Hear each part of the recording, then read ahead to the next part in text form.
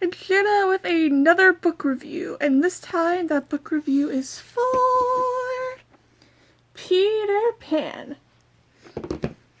I didn't read the book. I listened to it on CD, the audiobook version of it, because I took it to the daycare that I worked at so the kids could listen to it with me.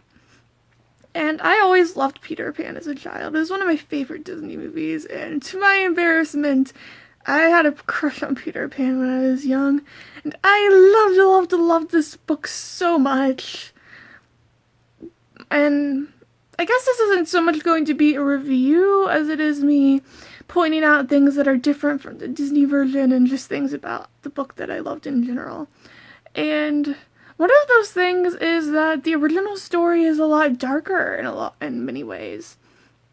For instance, I think in the Disney movie, although it's been years since I watched it, the darling kids are only gone one night and their parents don't even really miss them because they're out to dinner. But in the book, they're gone for days, maybe even months, and their parents know that it's Peter Pan that took them away, and they're so regretful about that night, thinking of things they could have done differently so they could have kept their kids with them. And there's like a lovely line in the book about how it shows up twice, about how kids still like leave their parents behind without really thinking about what it would put them through. They have to be heartless in order to do that. And I just thought that was such a nice touch because, most stories like this probably wouldn't even get into the unintentional darkness of children there to do that kind of thing. They would just like say they were innocent and didn't know better and were whimsical. And in some ways that's true, but there's also a bit of selfishness there that I'm glad that this book, highlighted. And also, Peter Pan is quite a bit darker, too. I was kind of expecting that from little bits that I'd heard about the story before, and also how Peter, Once Upon a Time, makes Peter Pan the villain, which I still love. But, for instance, I think it's maybe implied that he's, killed some lost boys before, maybe when they get too old or that sort of thing. And then, at one point, when Tinkerbell tricks the Lost Boys into trying to shoot Wendy, and Peter thinks she's dead, he nearly kills the Lost Boy that he thought was responsible for him. The Lost Boy knows it's his punishment and accepts it, until fortunately they find out that Wendy isn't dead after all. And then there's this whole bit about how to get into Peter Pan's hideout, you have to have your own tree that you can go through. I think they put a hole at the top and the bottom of the tree so it's like a slide, and they put it through a space in the hideout so you can slide into your home base. But there are talks of how you have to find a tree that fit you, but then you must always make sure to fit your tree, and that if in ways you didn't, Peter would make you fit.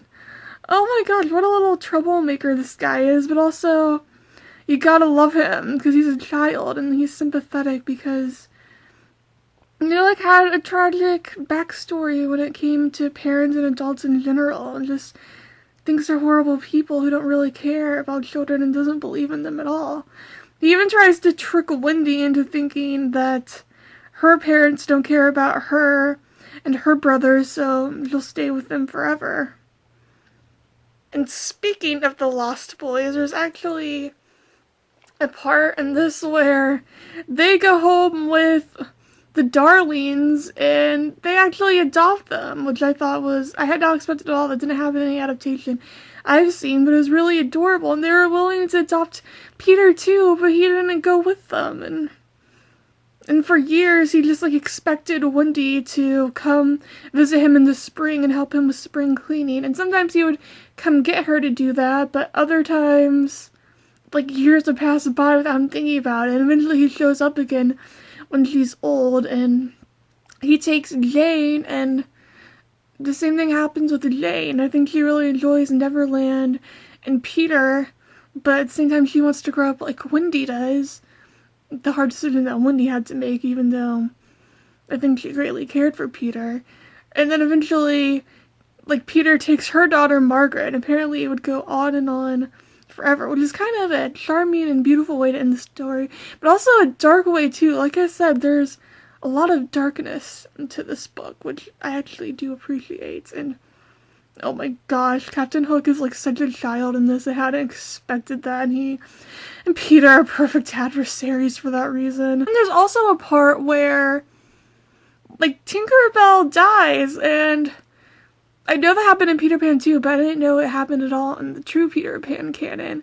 And they all believe in her and save her, like the movie, but eventually she dies for real and stays dead because I guess fairies have a short lifespan. And Peter, when Wendy brings her up to him the next time they meet, years later after like the story takes place, he doesn't even remember her, and it's heartbreaking and shows Peter's character and the truth about time and real life in the story, I think.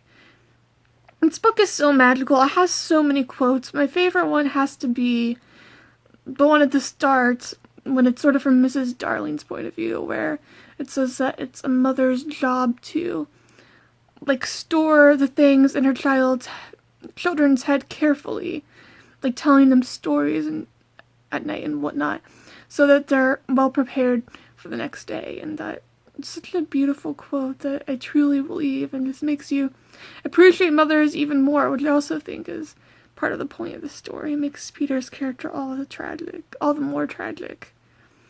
Peter Pan is such a great book. I'm so glad I finally read it. It's definitely one of my favorites now. And I appreciate Mercy Napier on here. You read that book and said that she loved it so much. That got me to read it. I have a favorite now because of her, and I can't thank her enough for it.